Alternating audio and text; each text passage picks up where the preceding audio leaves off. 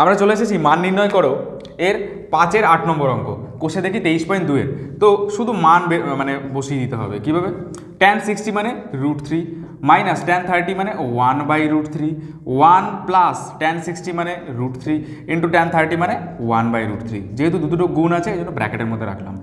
cos 60 মানে half, cos 30 মানে √3/2 plus sin 60 মানে √3/2 ইন্টু sin 30 মানে অর্ধেক, হাফ। এবার আমরা কি করব? জাস্ট ওপরে লসাগু নেব। ওপরে যদি লসাগু নিই কত হবে? √3, আর √3 দিয়ে √3 গুণ করলে 3 মাইনাস 1, আর নিচে এই √3 কেটে যাবে, তাহলে 1 প্লাস 1 কত পড়ে থাকবে? 2 প্লাস ওপরে কত? জাস্ট এগুলো গুণ করে দেবো √3/4, এটা প্লাস, ঠিক আছে, এটা প্লাস। এখানে কি প্লাস আছে? হ্যাঁ প্লাস আছে, প্লাসই আছে। তাহলে √3 ডিভাইডেড বাই নিচেও 4। তাহলে এবার আমরা কী করবো? এখানে কত পড়ে রইল? 2/√3, আর 2 রয়েছে ওপরে।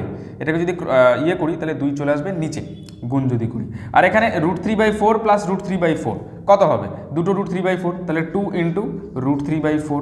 এবার এই 2 কেটে গিয়ে নিচে 2 চলে এলো, আর এখানে তাহলে কত পেলাম? এই 2 কেটে গেল, তাহলে 1/√3 প্লাস √3/2। এবার নিচে তাহলে 1/√3, তাহলে 2√3 আমরা লসাগু নেব। √3 যদি লসাগু নিই তাহলে এখানে কত হবে? 2 প্লাস এখানে যদি নিই তাহলে √3 ইন্টু √3 3, তাহলে কত পেলাম? 5/2√3। এটাই হচ্ছিল আমাদের অ্যান্সার। মান নির্ণয় করা অঙ্কগুলো খুব সোজা হয় যদি না তোমরা এগুলো মানগুলো জেনে থাকো। এই মানগুলো যদি জানা থাকে এই অঙ্কগুলো খুব তাড়াতাড়ি করে নেওয়া যায়। যাই হোক, এই পর্যন্ত যদি কারোর কোনো সমস্যা থেকে থাকে তাহলে এখনই কমেন্ট সেকশনে জানাও।